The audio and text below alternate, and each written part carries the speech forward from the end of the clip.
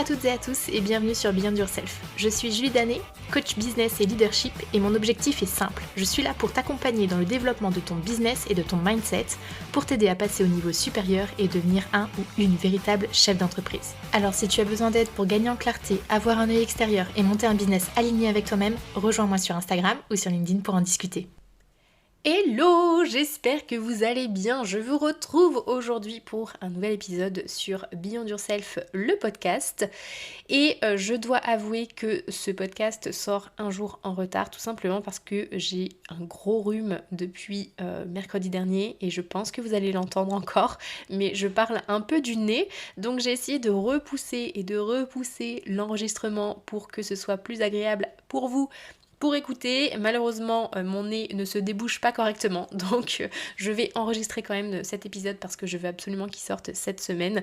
C'est un sujet que j'aime beaucoup et que j'ai découvert quand moi-même je me suis lancée en side project avec mon job en CDI en parallèle et j'avais envie de vous en parler parce que je sais que ça peut dédramatiser un petit peu la situation pour certaines personnes et aussi peut-être vous motiver à faire les choses qui vous donnent envie sans vous culpabiliser.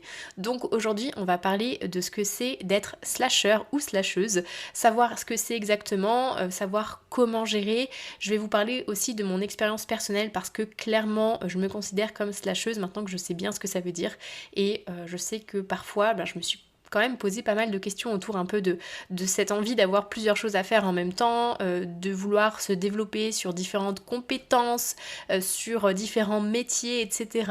Donc voilà, j'espère que c'est un épisode qui va vous plaire autant qu'à moi. Et pour démarrer pleinement ce sujet, eh bien, je te propose déjà de voir ensemble ce que c'est d'être slasher / slasheuse. Le mot slasher, déjà, c'est un terme qui est franglais, tiré du mot anglais slash, qui est en fait la barre oblique de ton clavier, Et le slash représente donc une séparation entre plusieurs termes, comme je pourrais dire, moi par exemple, que je suis coach / formatrice, parce que oui, ce sont mes deux casquettes principales sur Beyond Yourself Coaching. Donc être slasher, c'est cumuler plusieurs activités professionnelles, qu'elles soient complémentaires ou non, et sous différentes formes, que ce soit un contrat salarié ou pas. D'accord ? Donc tu peux cumuler un CDI avec par exemple une activité entrepreneur, ou tu peux cumuler plusieurs CDI à temps partiel, ou tu peux cumuler plusieurs métiers en tant qu'entrepreneur, etc. Bref, il n'y a pas de modèle prédéfini dans le terme de slasher, c'est surtout le fait d'avoir différentes activités. L'origine du terme est quand même américaine, c'était utilisé pour désigner les personnes qui cumulaient à minima 2 emplois pour réussir à boucler les fins de mois. Donc rien de très glorieux ni de très stimulant dans le sens basique du terme, mais dans l'interprétation qu'on en fait ici en France, un slasher c'est plutôt cool parce que c'est le fait de cumuler plusieurs activités pour s'écouter et être plus épanoui. En tout cas, moi c'est la lecture que j'en fais après avoir découvert ce terme il y a un peu plus d'1 an et demi maintenant. Et même si cela est plutôt difficile à mesurer dans les faits, j'ai un chiffre intéressant à te donner. Il faut savoir que 66% des slashers sont en fait des slasheuses. La pluriactivité touche donc effectivement apparemment plus de femmes que d'hommes. Voilà, c'était mon fun fact à propos du slashing, mais je n'ai aucune interprétation sur ce chiffre ou autre commentaire à faire. Voilà, c'était juste un chiffre que j'ai trouvé en regardant un petit peu sur internet et je me suis dit que ça pouvait être sympa de te le partager. Et qu'est-ce que cela apporte d'être slasher ou slasheuse ? Eh bien, pour moi, ça a vraiment plusieurs aspects très positifs. Déjà, dans un premier temps, c'est que ça permet vraiment de répondre à un besoin d'accomplissement de soi, avec une quête de sens très poussée chez les personnes qui sont dans ce cas de slasher, slasheuse.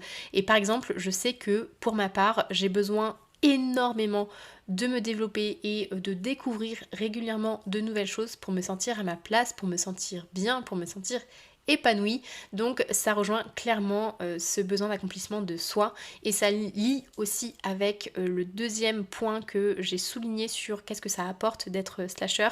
Pour moi, c'est justement s'épanouir pleinement dans plusieurs activités qui vont nous passionner et qui vont nous donner de la motivation au quotidien. Ça permet aussi, on va pas se le cacher, de pimenter sa vie et de briser la routine parce que oui, avoir toute sa vie le même métier, ça va pas intéresser tout le monde et c'est totalement ok. Et c'est aussi totalement ok les personnes qui ont envie d'avoir un métier toute leur vie parce que je dis pas qu'avoir le même métier toute sa vie c'est mauvais, seulement ça ne colle pas avec les aspirations de chacun et c'est totalement normal et c'est quand même plutôt cool je trouve à notre époque de pouvoir voguer d'un domaine à un autre de manière super facilitée parce que oui on a en plus la chance d'avoir un accès à plein de ressources autour de nous qui nous permettent vraiment de monter en compétence assez facilement sur différents sujets. Quatrième point qui, moi, me paraît vraiment être super cool en tant que slasher, slasheuse, c'est d'être plus agile et adaptable dans les situations du quotidien au niveau professionnel, mais aussi personnel, parce que bien souvent, les slashers ont cette capacité de prise de recul, de développement des compétences, d'adaptation à leur environnement, etc. Et même si vous changez l'environnement d'un slasher, il arrivera à s'adapter assez facilement dans la plupart des cas. Donc ça permet vraiment d'être plus agile et moi je trouve ça super super cool. Et autre point, forcément, ça permet potentiellement de gagner plus d'argent quand cela nous est nécessaire. Être slasher, on l'a vu au tout début, ça permet aussi juste d'avoir plusieurs activités et pas forcément pour des activités passion, mais aussi pour des besoins financiers. Donc être slasher, c'est pas forcément une étiquette qu'on doit porter toute notre vie et cela peut aussi être dans ce cas-là sur un laps de temps donné et quand on choisit de cumuler plusieurs emplois pour gagner suffisamment d'argent pour nos projets, notre vie de tous les jours. Donc c'est aussi une possibilité d'être slasher sur ce cas-là et c'est normal aussi. Et dernier point qui pour moi me paraît vraiment essentiel, c'est un lapsus révélateur parce que oui, c'est le cas en tout cas pour moi, ça permet de nourrir sa créativité, de nourrir ses idées, ses projets, bref, ça permet de se stimuler et d'exploiter notre plein potentiel. Et ça, c'est vraiment, vraiment sympa. Et pour continuer sur le côté vraiment positif, à mon sens, d'être slasher, je vais te donner un exemple qui est personnel, mais qui, je sais, touche pas mal de monde. À savoir que quand j'étais plus petite, et pendant très très longtemps, même à l'âge adulte, je me suis souvent posé la question de qu'est-ce que sont tes passions, Julie ?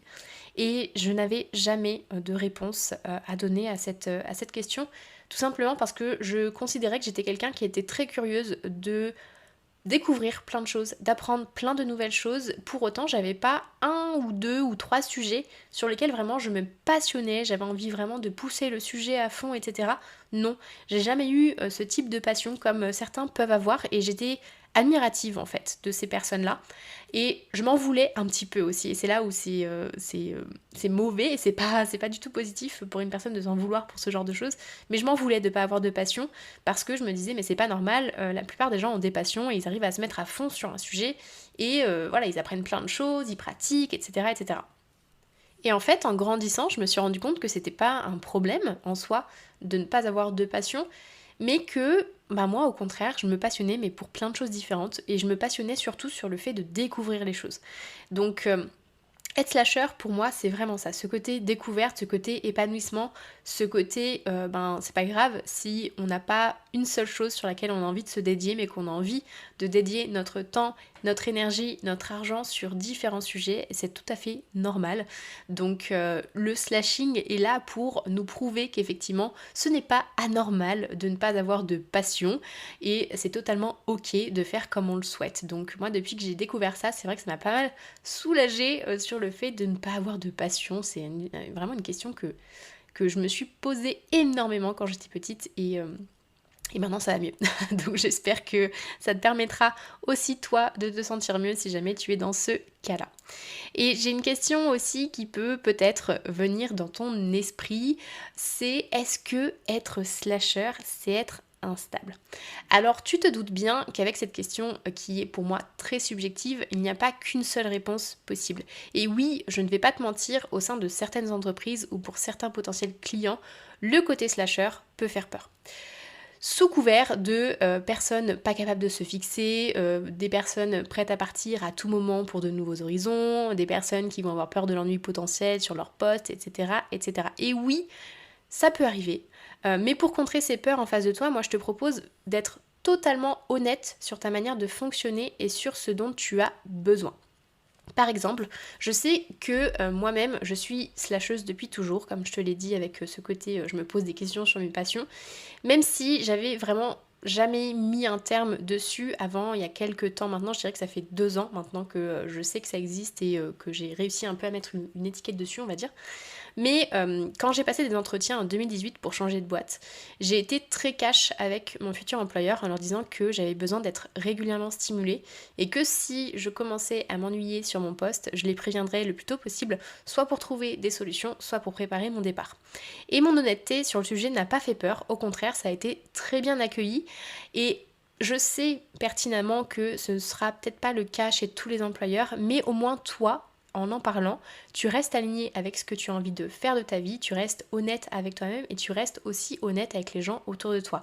Et j'ai envie de dire que si ton futur employeur ou ton employeur n'est pas capable d'entendre ces choses-là, ben peut-être que ce n'est pas le moment de travailler ensemble. Et si je te donne mon avis un peu plus personnel, je suis persuadée qu'être slasher, c'est une incroyable opportunité pour la personne qui l'est et pour les autres, que ce soit des clients ou des entreprises, parce que quand tu es slasher, tu as une vraie curiosité pour les choses. Tu t'investis à fond, tu cherches à développer tes compétences, à les répercuter sur tes projets, tu t'adaptes plus facilement aux besoins, tu sais gérer un projet plus efficacement, etc. Bref, pour moi, la liste des points super positifs est très longue à mes yeux. Pour autant, je ne dis pas que tu dois devenir slasher, parce que justement, ça a l'air trop bien sur le papier ou dans tes oreilles là quand tu m'écoutes. Être slasher, pour moi, c'est vraiment quelque chose qui te vient de manière assez naturelle ou qui ne te vient pas. C'est pas une chose que tu as forcément envie de développer en termes de compétences. Pour autant, tu peux quand même être quelqu'un qui va être capable d'avoir différentes compétences, mais ce n'est pas forcément être slasher. Être slasher, on est vraiment sur le fait d'avoir différentes activités cumulées, d'être dans la pluriactivité si tu veux. Donc être slasher, ce n'est pas être mieux ou moins bien que quelqu'un d'autre, clairement pas. C'est juste une manière de faire les choses et d'envisager ses projets. Pas besoin de se mettre la pression sur le sujet. Mais j'ai fait ce podcast justement pour mettre en lumière ce qu'est être slasher ou slasheuse, car pendant très longtemps je me suis posé moi-même la question, comme je te disais tout à l'heure, de savoir si j'étais normale finalement ou non, d'avoir ce besoin sans cesse de renouveau, de pluriactivité et de ressentir très facilement de l'ennui quand ce n'était pas le cas. Donc si tu es dans ce cas, tout va bien, rien d'alarmant, tu n'es pas le ou la seule dans ce cas et au contraire tu peux vraiment en faire une force. Ma dernière partie sur cet épisode, ça va vraiment être de te donner quelques conseils pour que tout se passe bien parce que je sais aussi que être slasher, ça peut prendre beaucoup de temps, beaucoup d'énergie et que ça peut parfois être compliqué à gérer parce que ça veut dire être slasher, d'avoir différents projets, potentiellement différents métiers qu'il va falloir réussir à orchestrer pour que dans ta vie de tous les jours, ça se passe bien, que tu puisses te préserver, que ce soit totalement aligné avec toi, etc. etc. Donc, quelques conseils pour que ce soit bien le cas. Déjà, dans un premier temps, s'écouter et suivre son instinct. Je sais que je le répète souvent sur différents sujets, mais apprendre à être à son écoute, c'est tellement, tellement, tellement important. Et quand on est slasher, justement, il faut être capable d'écouter un petit peu ce qu'on a vraiment envie de faire au fond de nous. Et je sais que ça peut ne pas être très très simple à assumer, ni pour soi, ni pour les gens potentiellement autour de soi. Donc fais-toi confiance car clairement tu as les réponses déjà au fond de toi. Ensuite, eh bien, accepter que nous avons besoin d'être stimulés plus que d'autres personnes parce que oui, clairement, quand tu es slasher, tu as besoin d'avoir plus de choses qui viennent te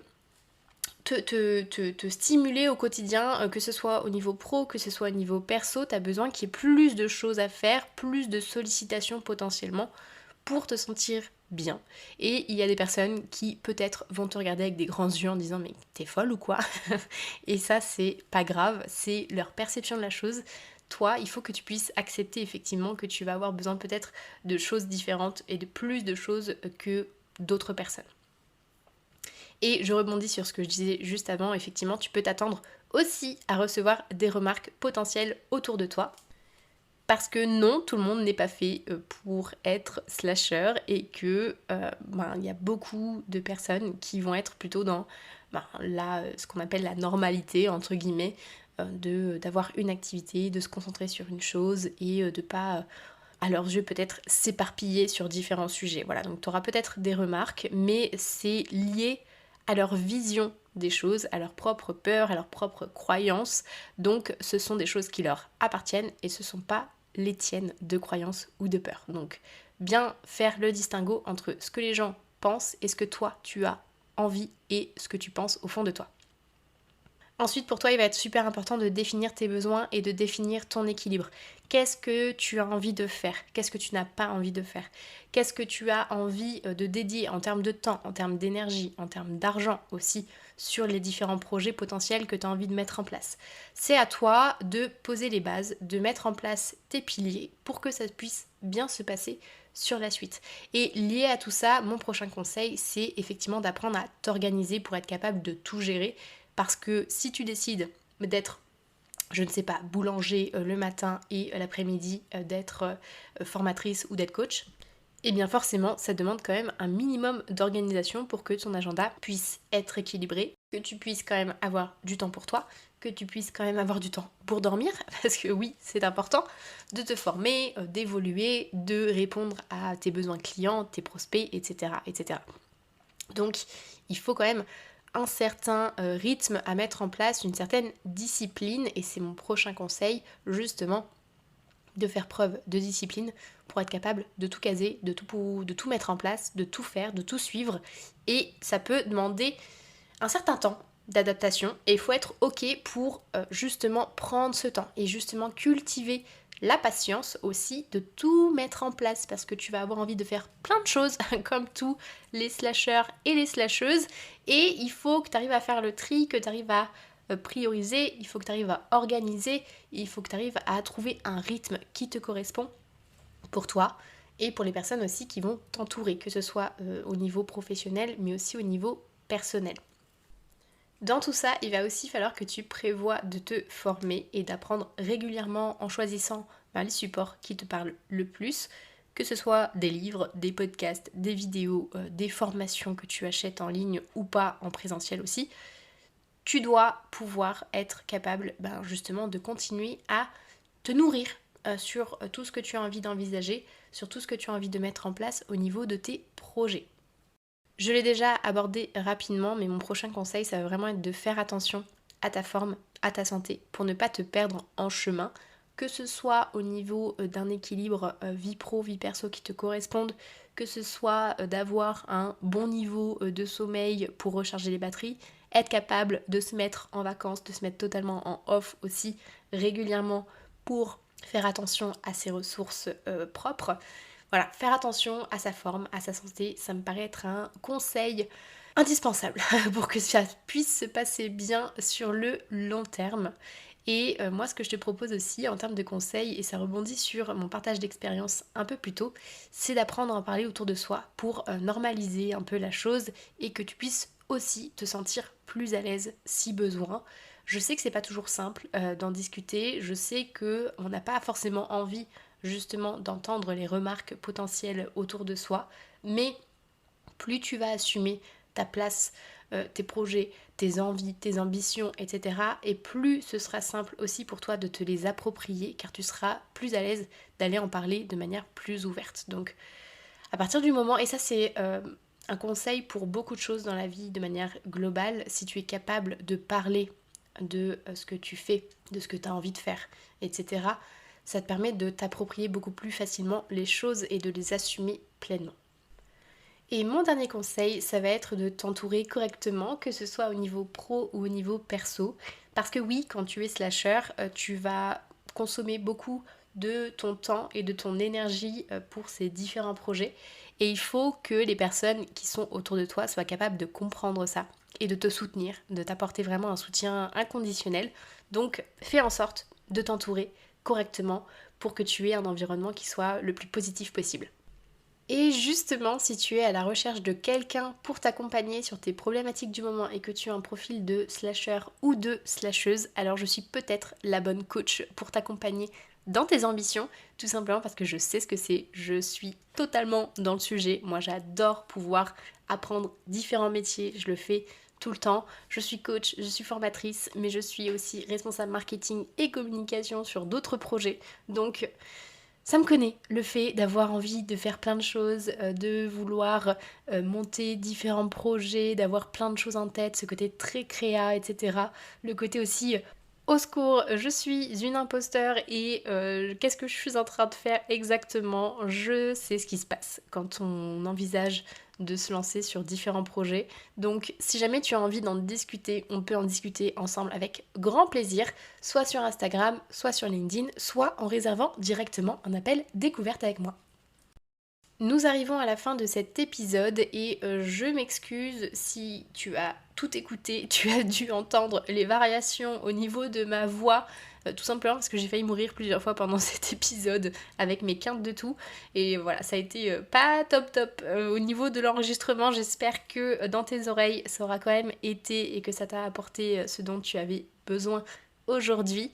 Et si jamais l'épisode t'a plu, n'hésite pas à mettre une note sur la plateforme sur laquelle tu m'écoutes pour soutenir le podcast. Je te remercie pour ton écoute, je te souhaite une très bonne semaine, journée, soirée, peu importe le moment à laquelle tu m'écoutes, et je te dis à très vite pour un nouvel épisode. Ciao.